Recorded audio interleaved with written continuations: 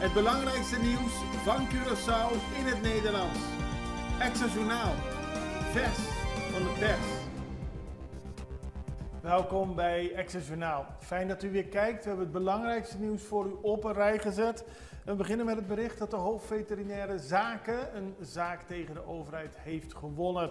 Het gaat om Arnold Dwarkasing. Die heeft zijn rechtszaak tegen de overheid op alle punten gewonnen. En dat betekent dat zijn ontslag van eind 2024 ongeldig is verklaard. De dierenarts krijgt met terugwerkende kracht zijn salaris en moet weer toegelaten worden tot werk. Dat heeft de rechter bepaald. Die vindt dat de overheid het ontslag van Dwarkasing niet goed heeft onderbouwd. Het gaat om een incident van juni 2023, toen er 2 puppies uit de Dominicaanse Republiek binnen waren gekomen. Ze hadden niet de juiste papieren en waren mogelijk niet ingeënt tegen hondsdolheid. De veterinaire dienst liet de 2 puppies inslapen en dat zorgde voor heel veel commotie op sociale media en daardoor is Dwarkasing ontslagen.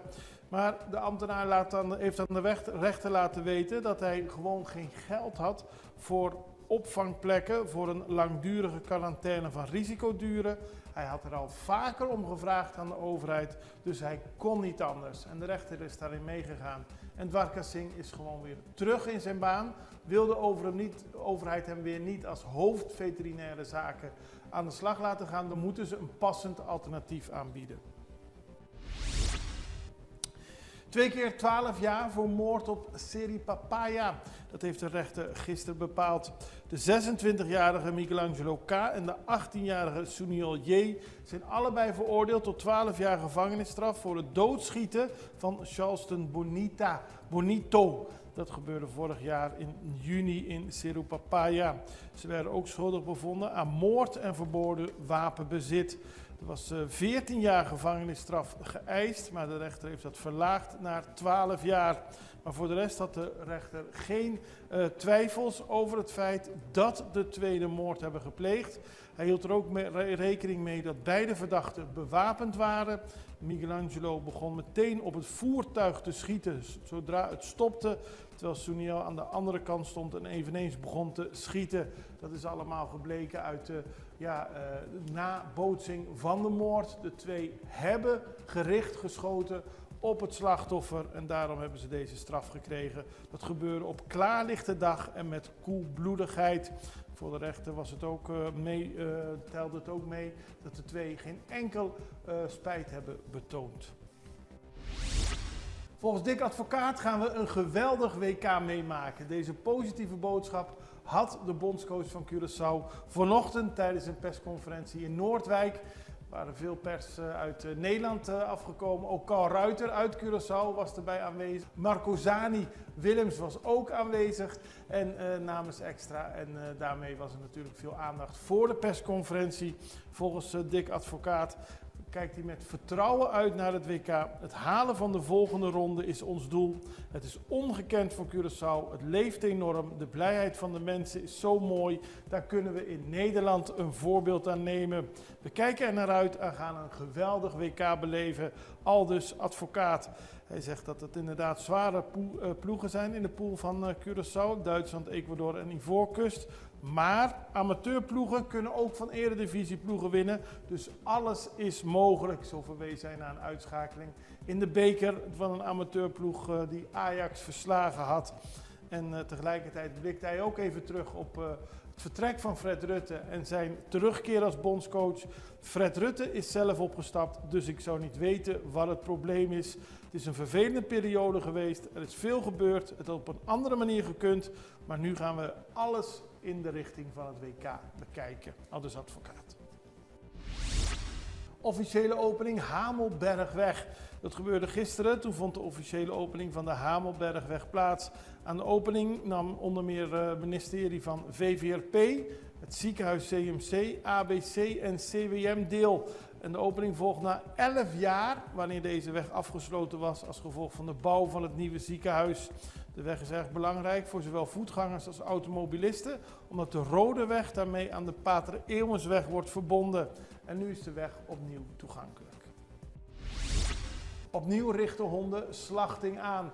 We hebben het niet zo lang geleden ook al een bericht gehad over schapen die werden doodgebeten. In San Miguel werd gisteren door de heer Shanley Pieters een onaangename verrassing aangetroffen bij zijn hofje San Miguel Arcángel. Hij ontdekte dat verwilderde honden uit de Mondi bijna 40 dieren op het herf hadden gedood.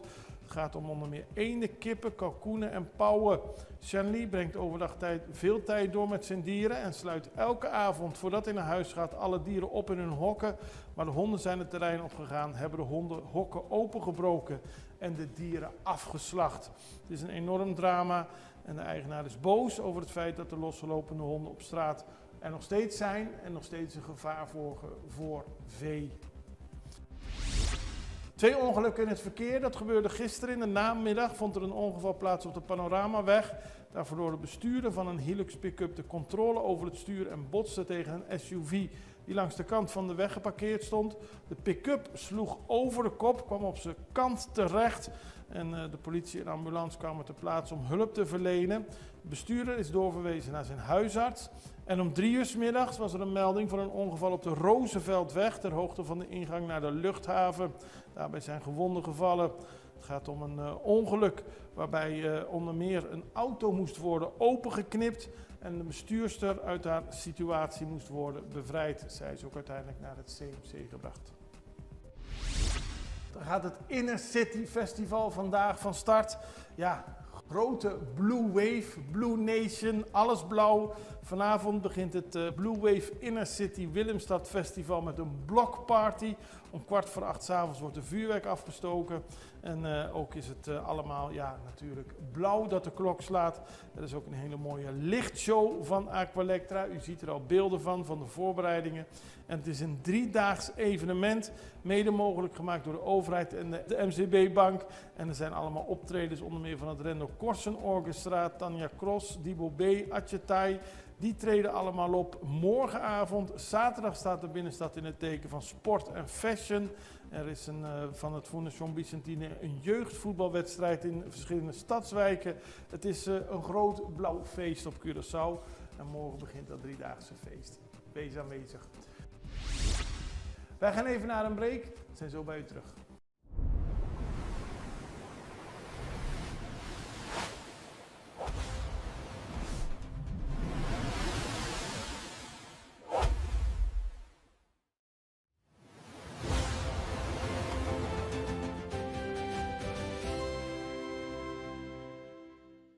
Extra in Nederland. Van Amsterdam tot Arnhem, van Groningen tot Maastricht, Extra is erbij. Volg Extra Digitaal en blijf op de hoogte van de belangrijkste ontwikkelingen in Nederland. Extra Digitaal is te zien op verschillende platforms en kanalen zoals WhatsApp, YouTube, Facebook, Instagram en ook TikTok. Wilt u ons op de hoogte brengen van een evenement of iets doorgeven? Neem contact op via WhatsApp, e-mail, Facebook of bel gewoon 06 1364 2945. Volg of abonneer je op Extra Digitaal. Klik aan en volg ons.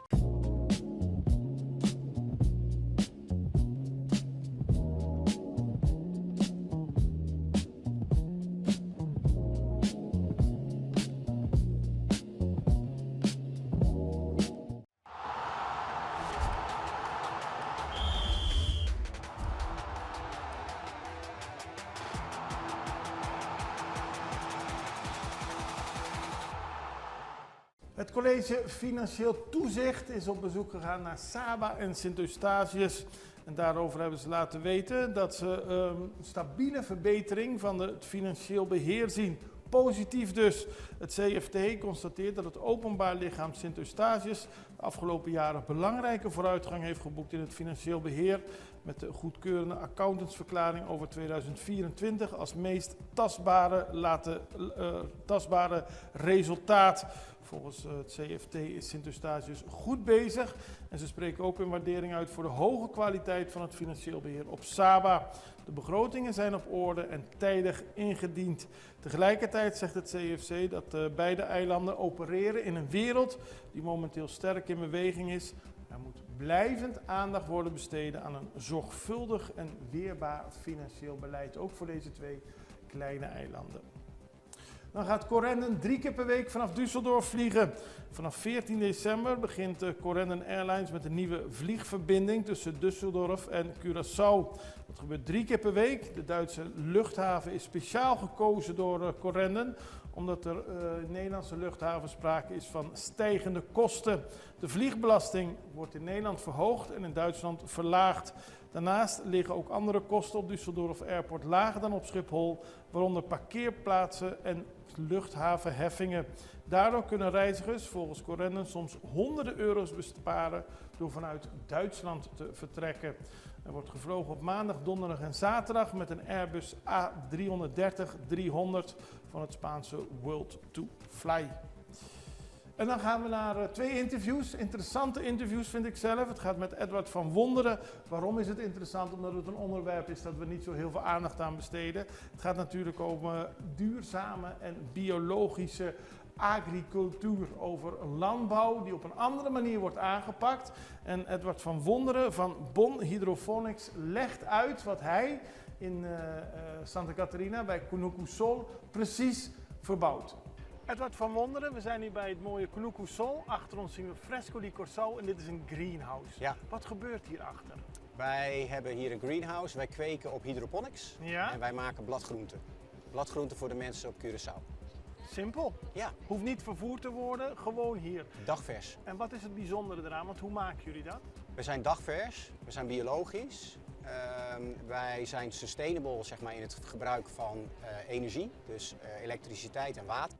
Ja. Wij maken een gezond product. Het sla, om daar eventjes een voorbeeld te nemen, komt nu met KLM hier naartoe. Is ongeveer een week onderweg voordat je het in de super kan kopen.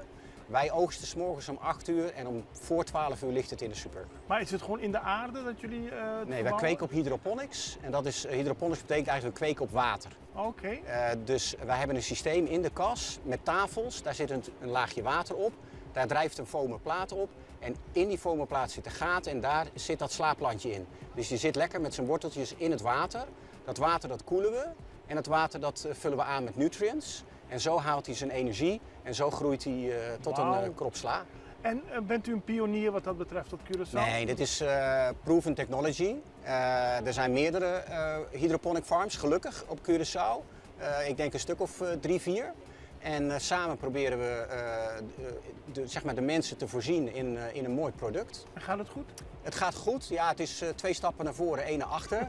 Het is Curaçao, Ja. dus de omstandigheden zijn zwaar.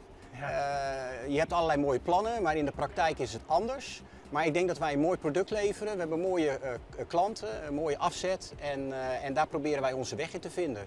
We zijn nu een jaar bezig en we hebben veel geleerd. En ik kijk met heel veel vertrouwen uit naar de toekomst. U zegt het is Curaçao, maar het is natuurlijk ook de hitte op Curaçao. Is het te warm voor dit project of is het juist goed? Wij koelen het water, dus het water is ongeveer 24 graden. Dat willen we graag. Daarvan zijn we een klein beetje afhankelijk van de zon, want we hebben zonnecollectoren om de energie op te wekken. Als het een bewolkte dag is, hebben wij te weinig energie om dat te doen. Maar dat is een beetje de struggle. Ja. Ik denk dat Curaçao heeft een constant klimaat, hoog in temperatuur, windy, weinig regen dit jaar. Daar kan je op inhaken, zeg maar. We hebben droge en minder droge periodes. Daarin bewegen we dan. En u krijgt nu bezoek van het Cari Food Fund, die komen kijken. Dat is wel bijzonder. Ja, ik denk dat het heel goed is voor Curaçao dat er aandacht is voor agri. Ja. Dat er een stimulering komt voor agri. Want er wordt heel veel over gesproken, hè? Ja, maar spreken en doen. En Ja. nu wordt er gedaan, zeg maar. Ja. Dus daar hebben we ook over gesproken. En er zit een bepaalde termijn op waar dingen gaan gebeuren. Dus dat is hartstikke goed. En het gaat nu ook gebeuren. Dus Curaçao is het eiland van de plannen. Maar dit plan is nu een realiteit. Er is een stichting opgericht, er worden bestuurders aangesteld. Dus die funden, zeg maar die gelden die vanuit Nederland komen, die gaan straks goed gekanaliseerd naar de projecten toe die ertoe doen hier op het eiland. Succes. Ja, dankjewel. De reden voor het interview was het bezoek van Jamie Goewie. Zij is de beoogd voorzitter van de Raad van Toezicht van Cari Food Fund. Dat is een organisatie die door Nederland is opgericht om te zorgen dat er voldoende aandacht en ook geld is voor landbouw op de verschillende eilanden, zodat we meer zelfvoorzienend zijn, zeker met het oog op mogelijke nieuwe crisis, zoals bijvoorbeeld tijdens de coronacrisis. Maar het is goed dat de eilanden meer investeren in landbouw en daarvoor kwam zij een kijkje nemen. Ze zegt daar het volgende over. Jamie Goei, welkom. U bent voorzitter van de Raad van Toezicht van Cari Food Fund. Ja. Wat is Cari Food Fund precies? Nou, Cari Food Fund is eigenlijk een fonds opgericht om de voedselzekerheid op de eilanden te borgen of in ieder geval te stimuleren. Met in eerste instantie gelden vanuit Nederland willen we dan eigenlijk kijken of we hier de lokale productie kunnen stimuleren, zodat we wat meer zekerheid bieden dat in tijden van weer een nieuwe crisis, maar eigenlijk sowieso, dat hier voedselzekerheid ook is. Dat mensen hier in ieder geval wat minder hoeven te importeren en wat meer zelf kunnen gaan verbouwen. Is dat waar al die staatssecretarissen in de afgelopen jaren steeds over hebben gesproken, over dat de eilanden meer moeten werken aan hun eigen agricultuur? Dat denk ik. Ja, ik was er niet altijd bij. Nee. Maar het is natuurlijk zo dat het kwetsbaar maakt als je echt afhankelijk bent van import. En dat moeten we natuurlijk gewoon zo min mogelijk, dat moeten we eigenlijk zoveel mogelijk terugdringen. Dat je wat sterker staat, ook als er iets gebeurt, maar ook überhaupt. Dat er hier gewoon, want er is natuurlijk heel veel mogelijk hier. Nou ja, dit is een heel mooi voorbeeld. Er is natuurlijk heel veel mogelijk hier en dat moet eigenlijk soms misschien ook een stuk gefinancierd worden om dat op te schalen. En daar zijn wij voor. En het is ook voor mensen die zeg maar een idee hebben en op die manier zeg maar kunnen beginnen daadwerkelijk hiermee. Ja, daar zijn we nog niet. Weet je, dat is best wel een goed vraagstuk. Voor wie is het nu eigenlijk? Ja. En we zijn eigenlijk ook hier om daar nog eens een keer ook goed even naar te kijken. Want we willen zeker weten dat we ook niemand overslaan. Dus het zal zeker gaan over wat grotere bedrijven die moeten opschalen, zodat ze heel veel kunnen bereiken. Maar het moet ook er zijn voor wat kleinere boeren of mensen die op een kleinere schaal bezig zijn. Zodat zij ook, zal maar zeggen, toegang hebben tot kapitaal om te professionaliseren of om op te schalen of iets dergelijks. Dus we willen wel heel zeker weten dat we niet zomaar partijen uitsluiten die het geld wel nodig hebben. En daarom maken we ook een ronde hier en kijken we goed wat is er nodig en wat zijn de behoeften. En waar bent u al geweest op Curaçao? Nou, we zijn begonnen met een diner waar we allerlei type stakeholders bij elkaar hebben gehaald. Met lokaal geproduceerd voedsel of niet? Ja, helemaal lokaal geproduceerd voedsel. En ook het vlees was helemaal lokaal en biologisch. Want ik denk dat ook dat nog wel belangrijk is. Dat het regeneratief is, dat het duurzaam is. Dat we gewoon zorgen voor het type projecten die ook die zo goed mogelijk zijn. Ook voor de omgeving, milieu, et cetera. Dus we hebben daar een aantal mensen gesproken die op grote of kleine schaal bezig zijn met visserij of met veehouderij of met landbouw of tuinbouw. Maar ook hebben we een rondje al gedaan langs de financieringsinstanties.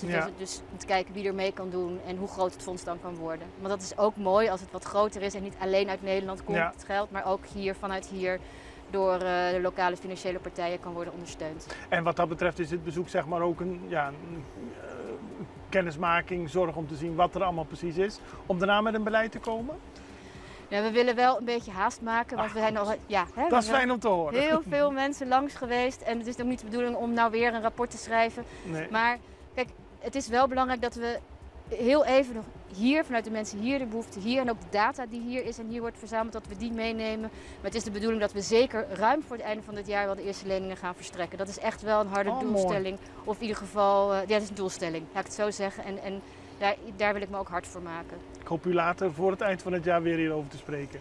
Ja, ik hoop dan met goed nieuws, want anders sta ik met een moeilijk verhaal. Maar nee, heel graag. Oké, dank u wel en succes. Dank u wel. Dan gaan we nog naar internationaal nieuws. We gaan naar Bolivia, want de president heeft gewaarschuwd dat de aanhoudende manifestaties uit de hand dreigen te lopen. Gisteren liepen vrouwen door het centrum van La Paz. En het gaat dan om de 4e week van protesten en wegblokkades. De demonstranten eisen het aftreden van president Rodrigo Paz. En ze zeggen niet bang te zijn voor een mogelijke noodtoestand. En ze zeggen zelfs bereid te zijn te willen sterven tijdens de protesten. Paz zelf heeft de demonstratie opgeroepen tot dialoog en gewaarschuwd dat de crisis haar limiet bereikt. Hij heeft nu van het congres in Bolivia de mogelijkheden gekregen om de noodtoestand uit te roepen en daarmee iets te doen aan de blokkades en de protesten. Het gaat door protesten door boeren, arbeiders en transporteurs. Zij eisen maatregelen tegen de economische crisis, maar ook het aftreden van de president. En Bolivia heeft te maken met de ernstigste economische crisis in de afgelopen 40 jaar. We houden het voor u in de gaten. Net zoals we al het nieuws voor u in de gaten blijven houden. Doen we morgen weer. Ik hoop dat u er weer bent. Allerbeste. Tot ziens. Dag.